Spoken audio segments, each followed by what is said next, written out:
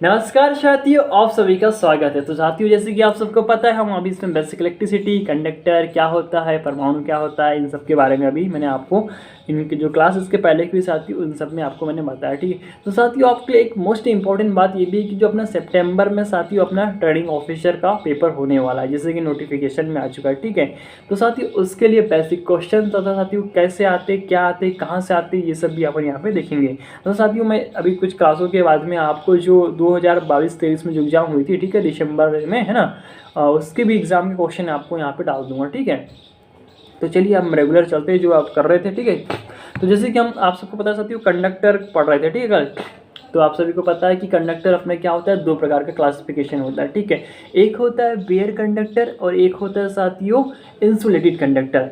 तो जो bear conductor होता है, जैसे कि मैंने कल ही आपको बताया था साथियों, जो ऊपर में ओवरहेड ट्रांसमिशन लाइन चलती है, ओवरहेड 11 की 33 की, ये सब इन सब में साथियों क्या होता है कि जो बेयर कंडक्टर नंगे तार होता है उनका यूज़ किया जाता है, उनके ऊपर में इंसुलेशन चढ़ा हुआ नहीं रहता। और जो इंसुलेटेड कंडक्टर होता है साथियों, वह क्या होता है, जैसे कि घरों की वायरिंग, अंडरग्राउंड केबल, इन सब पे क्या होता है, इंसुलेशन चढ़ा हुआ रहता है। ठीक है, तो इसलिए इसको इंसुलेशन केबल बोलते हैं। ठीक है, इंसुलेशन, तो ये दो प्रकार के हो गए। ठीक है, तो कंडक्टर एवं उनके गुण तथा प्रयोग, तो कंडक्टर कौन से कंडक्टर होते हैं उनके बारे में भी हम जानेंगे यहाँ पर। ठीक है, तो देखिए common conductor their properties and use, चालकता के अनुसार कंडक्टर इस प्रकार है। तो आप सभी को स्वाभाविक सी बात है, जितने भी कंडक्टर धातु मतलब चालक धातु होती है ये सब क्या है, सब धातु है। ठीक है, इन सब में क्या होता है, इलेक्ट्रॉन का फ्लो होता है। जब हम क्या करते हैं, फोर्स लगाते हैं, किसका, वोल्टेज एक क्या है, बल है ना, तो फोर्स लगता है ना, तो उसमें क्या होता है, इलेक्ट्रॉनों का प्रवाह होता है। ठीक है, तो देखिए, तो इसमें दिया हुआ है साथियों बहुत ही स्पेशल और अच्छा दिया हुआ है, यहाँ दिख पा रहे हैं आप, है ना, इसमें लिखा था चालकता के अनुसार कंडक्टर इस प्रकार है। सिल्वर, तो आप सभी को पता है Ag सिल्वर, जिसको बोलते हैं चांदी, जिसका गलनांक कितना होता है साथियों, 960 डिग्री होता है, तथा इसका परमाणु क्रमांक कितना होता है, 47 होता है। याद रखिएगा, एग्जाम की दृष्टि से बहुत ही इंपॉर्टेंट है। और ये सबसे अधिक सुचालक धातु है, मतलब कि इसका नगण्य प्रतिरोध, मतलब कि बहुत ही कम प्रतिरोध होता है, लेकिन चालकता क्या होती है, सबसे अधिक होती है।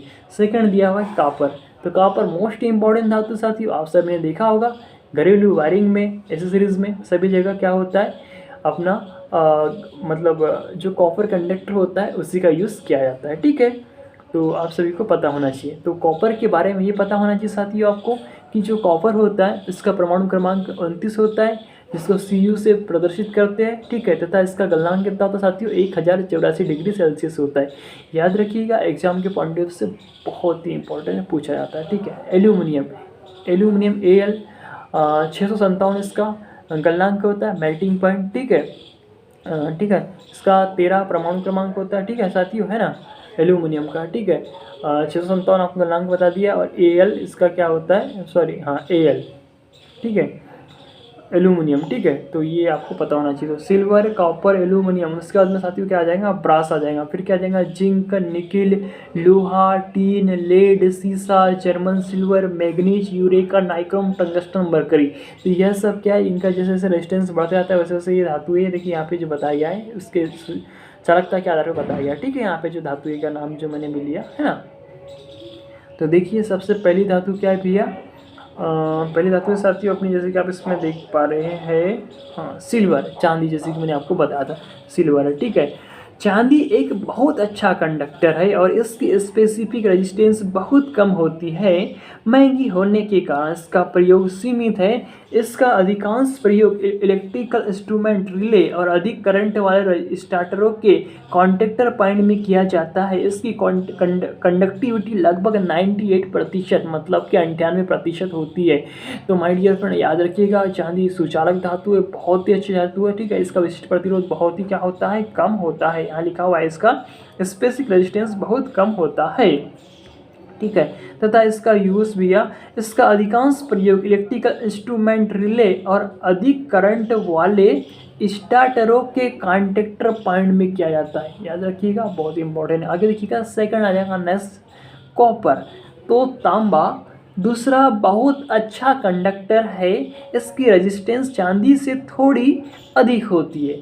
तो ठीक है साथियों, चांदी से थोड़ी अधिक होती है, लेकिन हम सब घरों में जो वायरिंग्स होती है उसमें इसका यूज़ करते हैं। ठीक है, चांदी की अपेक्षा इसकी कंडक्टिविटी 90% होती है। तो माय डियर फ्रेंड याद रखिएगा 90% होती है। इसमें एक अच्छे चालक के सभी गुण है तथा किसी भी मौसम में प्रयोग किया जा सकता है। यह सामान्य तौर पर इलेक्ट्रिक कार्य जैसे कि overhead line, cable, armature winding, earthing, electrode, स्टार्टरों के कॉन्टैक्टर पॉइंट, बस बार इत्यादि के लिए प्रयोग किया जाता है। महंगा होने और भारतवर्ष में इसकी कमी के कारण इसका प्रयोग सीमित हो गया है। तो साथियों आप सभी को पता है महंगा भी है यार, है ना, ठीक है, तो इसका थोड़ा उपयोग कम करते हैं, बताना चाह रहा है ऐसा, ठीक है। तो देखिए आगे, नंगे तांबे के कंडक्टर दो प्रकार के होते हैं, हार्ड डॉन कठोर कॉपर कंडक्टर और दूसरा साथियों एनिल्ड नर्म कॉपर कंडक्टर। तो ये जो कॉपर वायर होता है, कॉपर कंडक्टर होता है, यह भी दो प्रकार का होता है। तो पहला दिया हुआ हार्ड ड्रॉन तांबे का मतलब कॉपर कठोर जो बोलते हैं, ठीक है। तो इसका यूज़ कहाँ होता है, कई बार ये पूछा जाता है कि हार्ड ड्रॉन तांबे का जो कठोर मतलब ये कंडक्टर है कहाँ यूज़ होता है साथियों, जो कम्यूटेटर के सेगमेंट बने होते हैं, मतलब कम्यूटेटर जो बना हुआ होता है ना, तो उसमें हार्ड ड्रॉन तांबे का तार यूज़ किया जाता है ना, ठीक है, याद रखिएगा, इंपॉर्टेंट है। और फिर एनिल्ड नर्म कॉपर कंडक्टर, ये घरों की वायरिंग में एनिल्ड होता है, नर्म होता है, मुलायम से होता है, मुड़ जाता है, तो इसको एनिल्ड बोलते हैं, ठीक है। तो कॉपर कंडक्टर घरों की वायरिंग में यूज़ किया जाता है। आगे देखिएगा, एनिल्ड कॉपर, इसमें लिखा हुआ है sorry, hard drawn copper conductor, इसका उपयोग अर्थिंग और ओवरहेड लाइनों में किया जाता है। अर्थिंग ओवरहेड लाइनों में, और मैं आपको बता सकती हूँ कम्यूटेटर जो बनता है वो हार्ड ड्रॉन तांबे की मोटी पत्तियों का बनता है, ठीक है। तथा यह 7/0 से 20 SWG तक के साइज में उपलब्ध होता है। अब यहाँ पे साथियों 20 SWG क्या होता है, 20 तो तार का साइज हो गया है ना, SWG होता है स्टैंडर्ड वायर गेज, जिससे क्या होता है जो अपना वायर होता है साथियों उसमें क्या उसको मतलब जो SWG होता है एक चपटी नुमा गोल आकृति होती है, उसमें तार को डालते हैं तो उसका व्यास हमने को पता चल जाता है कि कितने SWG का है। जो स्टैंडर्ड वायर गेज होता है इसकी परास साथियों 0 से 36 mm होती है, ठीक है, 0 से 36 mm में रहती है, ठीक है, होल दिख रहा है। तो जो 36 mm का रहेगा वो सबसे बारीक सबसे पतला तार रहता है, ठीक है, सबसे बारीक, ठीक है, एकदम आपके बाल के बराबर। और जो 0 का रहेगा है ना वो सबसे मोटा कंडक्टर होगा, याद रखिएगा, ये अपोजिट उल्टा चलता है, ठीक है। एग्जाम में पूछा जाता है कि स्टैंडर्ड वायर गेज की परास कहाँ से कहाँ तक होती है, तो 0 से 36 तक होती है, याद रखिएगा, ठीक है। आगे देखिएगा, आगे है साथियों इसमें annealed copper conductor, hard drawn copper conductor को नर्म करने के लिए उसे उच्च तापक्रम पर गर्म करके धीरे धीरे ठंडा किया जाता है। नर्म गोल कॉपर कंडक्टर 6 से 50 SWG तक बनाए जाते हैं। बिजली के उपकरणों, मशीनों तथा ट्रांसफार्मरों की वाइंडिंग में इसका प्रयोग किया जाता है। इंसुलेटेड तांबे के तार को स्ट्रिप्स और बार छड़ों के आकार में बड़ी बड़ी मशीनों, ट्रांसफार्मरों में और अर्थिंग इत्यादि के कामों के लिए प्रयोग किया जाता है। एल्यूमिनियम, व्हाट इज एल्यूमिनियम साथियों, पता है आपको, धातु के कंडक्टर है, जितनी भी ओवरहेड ट्रांसमिशन लाइनों में उनमें सब क्या होता है, एल्यूमिनियम वायर का यूज़ बहुतायत से किया जाता है, क्योंकि यह साथियों इंडिया में काफ़ी मात्रा में अवेलेबल होता है तथा सस्ता भी है, और इसका जो मतलब वेट होता है साथियों ये हल्का होता है, ठीक है। तो देखिए इसमें दिया हुआ है इसकी कंडक्टिविटी कॉपर की तुलना में 60% से 60% होती है और यह वजन में हल्का होता है। इस पर आसपास के वातावरण का प्रभाव पड़ता है, ठीक है। इसकी सोल्डरिंग कुछ हद तक कठिन है। इसके भी तार बनाए जा सकते हैं, परंतु यह कॉपर की तार जितने मजबूत नहीं होते। इसको मजबूत बनाने के लिए एल्यूमिनियम कंडक्टरों के बीच में एक स्टील तार प्रयोग की जाती है। तो आई होप आपने देखा होगा, हम एक बोलते हैं ACSR कंडक्टर, तो उसको बोला जाता है ACSR का फुल फॉर्म होता है साथियों एल्यूमिनियम कंडक्टर स्टील रेनफोर्स। याद रखिएगा ACSR का फुल फॉर्म होता है एल्यूमिनियम कंडक्टर स्टील रेनफोर्स, ठीक है। तो इसमें दिया हुआ है देखिए, तब इसको एल्यूमिनियम क्रूड स्टील रेनफोर्स, हाँ साथियों उसमें ACSR का फुल फॉर्म यहाँ पे दिया हुआ एल्यूमिनियम क्रूड मैंने आपको SESR का फुल फॉर्म गलत बता दिया था अभी। ये इसका फुल फॉर्म है साथियों, देखिए aluminium cored steel reinforce, aluminium conductor नहीं है, और SSS रेबिट कंडक्टर होता है साथियों, तो उसमें आता है आल एल्यूमिनियम कंडक्टर एलॉय, जो SSS रेबिट कंडक्टर होता है उसका बोल दिया था, ठीक है। तो इसमें दिया ACSR मतलब होता है aluminium cored steel reinforce conductor कहते हैं। इन कंडक्टरों का उपयोग ओवरहेड लाइन, केबल, चोक और रोटर वाइंडिंग इत्यादि में किया जाता है। अधिकांश इसे ट्रांसमिशन लाइन के लिए प्रयोग किया जाता है, क्योंकि इसमें देखिए साथियों, इन कंडक्टर का उपयोग ओवरहेड लाइन, केबल, चोक और रोटर वाइंडिंग इत्यादि में किया जाता है। अधिकांश इन्हें ट्रांसमिशन लाइन के लिए प्रयोग किया जाता है, क्योंकि भारत में इसकी कोई कमी नहीं है। यह 1.5 से 625 mm तक के साइज में उपलब्ध होता है।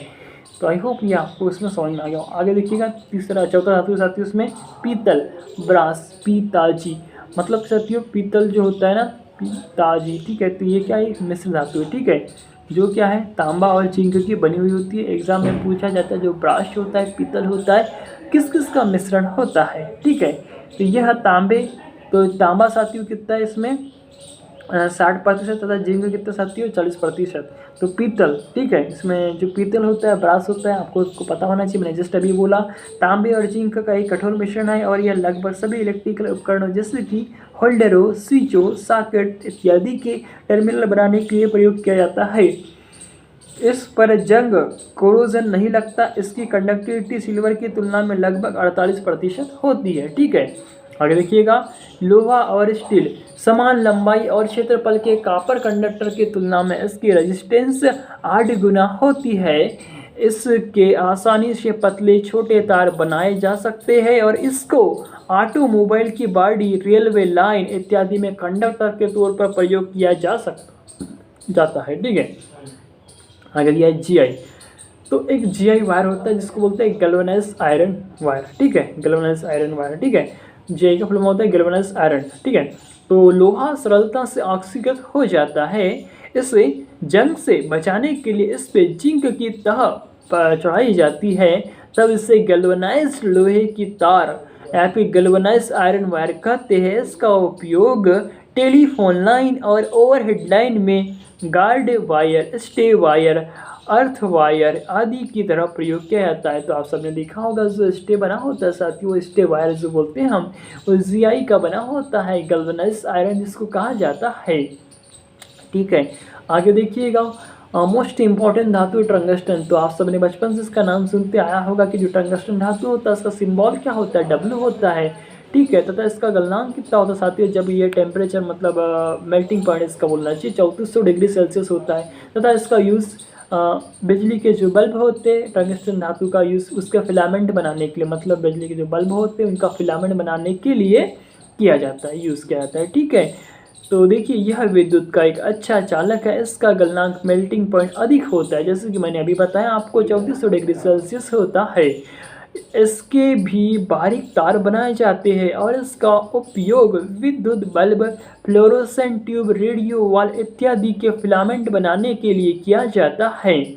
अब देखिए टीन, यह भी मिश्र धातु है। इसका गलनांक देखिए, जो टीन होता है साथियों, जो सोल्डरिंग आयरन होता है ना, मतलब सोल्डरिंग जो करते हैं ना, तो उसमें लेड और टीन का मिश्रण होता है ना। तो उसमें जो लेड होता है शीशा, और जो टीन होता है उसका यूज़ किया जाता है। तो आगे बताऊंगा क्या क्या होता है इसमें, ठीक है।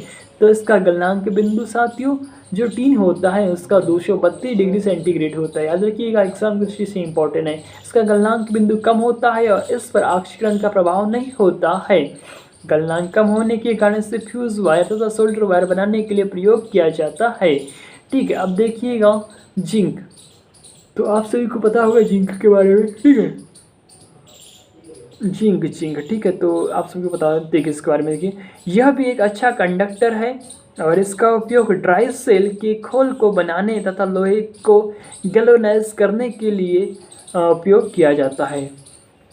तो ये अपनी मतलब साथियों धातु ये थी चालकता के आधार पे सबसे शुद्ध सबसे सुचालक जिसका विशिष्ट प्रतिरोध कम होता है वह कौन सी होती है? चांदी होती है, जिसका मेल्टिंग पॉइंट 960 डिग्री होता है। Ag इसका परमाणु क्रमांक 47 होता है तथा इसकी चालकता 90% होती है। सेकंड आ जाएगा साथियों कॉपर, जिसका गलनांक बिंदु कितना होता है? 1084 डिग्री सेल्सियस होता है, जिसको Cu कॉपर बोलते हैं तथा परमाणु क्रमांक कितना होता है साथियों? 29 होता है। फिर तीसरा आता है भैया अपना एल्यूमिनियम। एल्यूमिनियम क्या होता है? 657 डिग्री सेल्सियस का क्या होता है? गलनांक होता है। इसको Al से दर्शाते हैं और 13 इसका परमाणु क्रमांक होता है। तो बहुत ही इंपॉर्टेंट ये धातु है, इनके मेल्टिंग पॉइंट, इनके सिंबल चिन्ह याद रखना आपको बहुत ही जरूरी है। ठीक है, अब जानेंगे सेमीकंडक्टर क्या होते हैं, अर्धचालक क्या होते हैं, बहुत ही इंपॉर्टेंट है। चलिए देखते हैं सेमीकंडक्टर क्या होते हैं। ठीक है, सेमीकंडक्टर विशेष रेजिस्टेंस अलाय है जो कि करंट के बहाव में बहुत अधिक रेजिस्टेंस उत्पन्न करते हैं। एलाय और कार्बन में अधिक रेजिस्टेंस होता है और वे इसी श्रेणी में आते हैं। ये स्टैंडर्ड रेजिस्टेंस बनाने में बहुत लाभकारी है। कुछ महत्वपूर्ण सेमीकंडक्टर नीचे दिए गए हैं।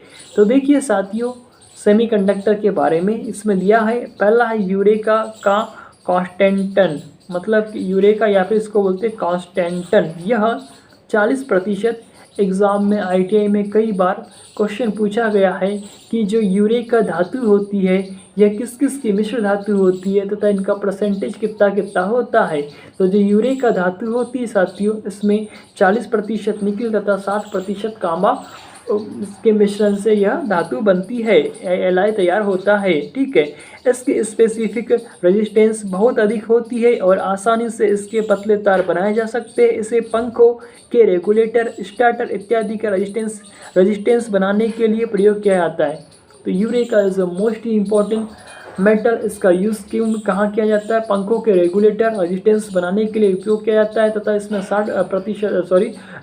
40% निकल तथा 60% कॉपर का एलाय है। ठीक है, आगे देखिएगा जर्मन सिल्वर। यह 60% तांबा, 15% निकिल तथा 25% जिंक का एक एलाय है, बहुत ही इंपॉर्टेंट। फिर आगे भी है मैग्नीन। मैग्नीन मोस्ट इंपॉर्टेंट धातु साथियों, आप सभी को पता होगा। जब आप प्रैक्टिकल करते होंगे तो आपने जो DC का जो पैनल्स लगे हुए होते हैं तो उनमें आपने रियोस्टेट देखा होगा। तो रियोस्टेट में जो धातु यूज़ होती है वह कौन सी होती है? मैग्नीन धातु का यूज़ किया जाता है। तो वही बता रहा है जो मैग्नीन धातु होती है साथियों कितने कितने परसेंटेज पे कौन कौन मिला हुआ होता है। देखिए सुनिए, मैग्नीज यह 84 मतलब कि 84% तांबा, 12% मैग्नीज और 4% निकल की बनी एक एलॉय है। आगे देखिए प्लेटिनाइड। प्लेटिनाइड यह 64% तांबा, 15% निकल तथा 20% जिंक और 1% टंगस्टन की बनी एलॉय है। ठीक है, नोट, ऊपर के सभी तार बहुत कीमती होते हैं और इनकी स्पेसिफिक रेजिस्टेंस अधिक होती है, इसीलिए इनका उपयोग एक स्टैंडर्ड रेजिस्टेंस की तरह कुछ कीमती इंस्ट्रूमेंट में किया जाता है। तो सुनिए साथियों, आप लोगों ने अभी जो मैंने आपको धातु का नाम बताया, यूरेका, जर्मन सिल्वर, मैग्नीन तथा प्लेटिनाइड, यह सब क्या बहुत ही कीमती और बहुत ही अमूल्य, बहुत ही महंगे धातु है। इनका उपयोग स्टैंडर्ड रेजिस्टेंस बनाने के लिए किया जाता है। ठीक है, आगे देखिएगा फिर से इसमें देखिए जो नाइक्रोम होता है, आप सभी को पता होगा, आपके जो घरों में हीटर्स लगे हुए होते, हॉट प्लेट लगी हुई होती है नाइक्रोम, तो उनके अंदर में जो कॉइल बनी हुई रहती है वो साथियों तथा अपनी जो प्रेस होती है ना, इलेक्ट्रिक प्रेस जो होती है, उन सभी के अंदर में एक नाइक्रोम नाम का धातु होता है जिसमें 80% निकलता, 20% क्रोमियम की धातु होती है। तो उससे मिलके नाइक्रोम धातु बनती है। 80% निकल, 20% क्रोमियम, इन दोनों को अगर मिलाते हैं इसके अनुपात में, जैसा मैंने बताया आपको, तो अपने नाइक्रोम धातु तैयार हो जाती है। 80% निकल, 20% क्रोमियम का एक ला है। इसकी स्पेसिफिक रेजिस्टेंस अधिक होती है और इसके बारे में इसके तार बनाए जाते हैं। इन्हें इलेक्ट्रिक प्रेस, हीटर, इलेक्ट्रिक केतली, भट्टी और टोस्टर इत्यादि के एलिमेंट बनाने में प्रयोग किया जाता है। अब आ गया नेक्स्ट इसमें कैंथॉल। What is कैंथॉल? यह भी क्रोमियम, निकल, आयरन इत्यादि की बनी एक एलॉय है। इसे अलग अलग कामों के लिए भिन्न भिन्न प्रतिशत में मिलाकर तैयार किया जाता है। यह एलॉय विशेष तौर पर भट्टियों की हीटिंग कॉइल इत्यादि में प्रयोग किया जाता है। ठीक है, अगर देखिएगा कार्बन, तो कार्बन भी एक अपवाद है। इसमें देखिए एक ऐसा मतलब ये धातु बनना चाहिए यहाँ पे जिसका देखिए आप सभी को पता होना चाहिए कि जो अपनी जितनी भी क्या बोलना चाहिए साथियों धातुएं होती वो क्या होती है, पॉजिटिव टेम्परेचर कोफिशिएंट होती है, मतलब कि जिनका टेम्परेचर बढ़ने पर रेजिस्टेंस क्या होता है, बढ़ता है। लेकिन कार्बन एक ऐसा साथी जिसका टेम्परेचर बढ़ने पर इसका रेजिस्टेंस घटता है। इसीलिए इसका यूज़ कहाँ किया जाता है, कार्बन ब्रश के रूप में। जो वाइंडिंग्स लगी हुई रहती है कम्यूटेटर जो रहता है ना, उसके जो मतलब साथियों हमारा आर्मेचर रहता है, ठीक है, उसमें जो इलेक्ट्रिक फील्ड होता है, मतलब जो विद्युत उत्पन्न होता है, उसको कलेक्ट करने के लिए हम लोग क्या करते हैं, कार्बन ब्रश का यूज़ करते हैं ना। तो ये जितना ज़्यादा गर्म होता है उतना अच्छा स्मूथ ये मतलब क्या करता है, करंट को मतलब कि कलेक्ट करता है, हमको आउटपुट में प्रदान करता है। जब डीसी मोटर जनरेटर आप पढ़ेंगे तो उसमें आप कार्बन ब्रश के बारे में भी जानेंगे, ठीक है। तो कार्बन एक अपवाद धातु है जिसका गर्म होने पे क्या होता है, इसका ये मतलब कि अच्छा मतलब रेजिस्टेंस कम होता है, ठीक है। देखिए तो कार्बन इसकी स्पेसिफिक रेजिस्टेंस अधिक होती है, इसकी देखिए इसकी रेजिस्टेंस तापमान घटने से बढ़ती है। देखिए क्या लिखा हुआ है, इसका रेजिस्टेंस तापमान घटा तो क्या होगा, बढ़ेगा, और तापमान बढ़ने पर घटती है। देखिए बहुत इंपॉर्टेंट लिखा हुआ है, पढ़िएगा अच्छे से, देखिएगा। इसका रेजिस्टेंस तापमान घटने से बढ़ता है और तापमान बढ़ने पर घटती है, ठीक है। इसे कार्बन रेजिस्टेंस और इलेक्ट्रिक मशीनों के ब्रशेस इत्यादि को बनाने के लिए प्रयोग किया जाता है। माय डियर फ्रेंड, अभी मैंने आपको बताया, ठीक है। आगे देखिएगा, इसके बाद है तार और केबल में अंतर। तो तार क्या होता है, केबल क्या होता है, इन दोनों में डिफरेंट क्या होता है, इंटरव्यू क्वेश्चन, ठीक है, बता सकते हो, बताना, ठीक है। इसमें देखिए, इसमें लिखा हुआ different between a wire and cable. तो देखिए तार क्या होता है, इसकी डेफिनेशन देखिए, कोई भी कंडक्टर जो कि चालकीय पदार्थ से बना हो, व्यास में समान हो और उसका क्रॉस सेक्शन एरिया क्या हो, गोल हो, उसे तार कहते हैं। तो जनरल सी बातें भी है, तार जो काय का बना होता है, मेटल कंडक्टर का बना होगा, है ना, मेटल धातु का बना होगा। तो इसमें दिया है कोई भी कंडक्टर जो चालकीय पदार्थ से बना हो, जिसका व्यास हो और क्रॉस सेक्शन एरिया क्या हो, गोल हो, तो उसको क्या बोलते हैं, तार बोलते हैं। अब देखिए केबल, व्हाट इज केबल, एक इंसुलेटेड कंडक्टर या दो से अधिक कंडक्टरों को जो पास पास पड़े हो और ये सभी एक इंसुलेशन कवर से ढके हो, तो इसे केबल कहते हैं। मतलब कि साथियों, जो उसमें केबल क्या होगा, जिसमें इंसुलेशन होगा तो उसमें क्या होता है, केबल होता है। मतलब कोई कंडक्टर है, उसके ऊपर इंसुलेशन चढ़ा हुआ है, तो उसको क्या बोलेंगे, हम केबल बोलेंगे ना, ठीक है। तो इंसुलेटेड कंडक्टर या कंडक्टरों पर मैकेनिकल प्रोटेक्टिंग कवरिंग हो भी सकती है और नहीं भी हो सकती है, ठीक है। आगे देखिएगा, इसमें दिया हुआ है साथियों, संक्षेप में किसी भी चालक को जिस पर की इंसुलेशन चढ़ा हो उसे केबल कहते हैं, है ना, ठीक है। आगे देखिए, केबल के बाद पार्ट ऑफ केबल। तो माय डियर फ्रेंड, एग्जाम में बहुत बार क्वेश्चंस आते हैं यार, जो केबल के ऊपर कंडक्टर होता है, कंडक्टर के बाद में क्या होता है, इंसुलेशन होता है, सर्विंग होती है, आर्मरिंग होती है, बेंडिंग होती है, ठीक है। इन सब का पोजीशन किसके बाद कौन किसके ऊपर होता है, इन सब पे बहुत अच्छे अच्छे क्वेश्चंस बनते हैं, ठीक है। तो अभी देखते हैं केबल के बाद पार्ट ऑफ केबल। एक केबल में निम्नलिखित मुख्य भाग होते हैं। सबसे पहला कंडक्टर, जिसमें क्या होता है, तो जो कंडक्टर होता है साथियों, उसकी सतह पे ही हमेशा क्या होते हैं, जो इलेक्ट्रॉन क्या होते हैं, प्रवाहित होते रहते हैं, ठीक है। सेकंड आएगा इंसुलेशन कवरिंग, मतलब कि उसके ऊपर में इंसुलेशन प्रदान हो जाएगा। थर्ड, तीसरी है प्रोटेक्टिंग कवरिंग। मतलब ये तीन मेनली बताया गया, ये तीन मुख्य चीज़ें है उसमें, ठीक है, कंडक्टर, इंसुलेशन और प्रोटेक्टिंग कवरिंग, ठीक है। तो देखिए कंडक्टर क्या होता है, अभी मैंने आपको बताया था, पढ़ के फिर भी सुना रहा हूँ। कंडक्टर की सहायता से करंट को एक स्थान से दूसरे स्थान तक ले जाया जाता है। तो साथियों बहुत ही ज़रूरी है यार, आप सबको पता है कि घर तक जो वायरिंग आती है, मतलब जो सर्विस मेन वायर बोलते हैं हम, जिसको घर तक पोल से सप्लाई आती है ना, तो वह भी क्या होता है, उसमें इलेक्ट्रॉन फ्लो होते हुए आते हैं ना अपने घरों तक, ठीक है।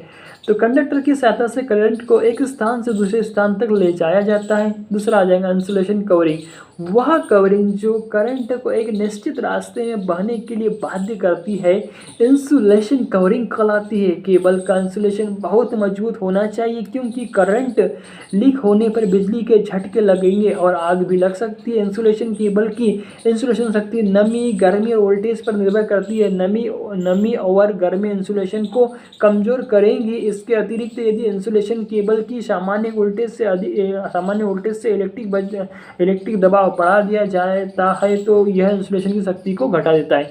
स्वाभाविक सी बात है यार, वो तो घटा ही देगा ना फिर, है कि नहीं। तीसरे में आएगा प्रोटेक्टिंग कवरिंग।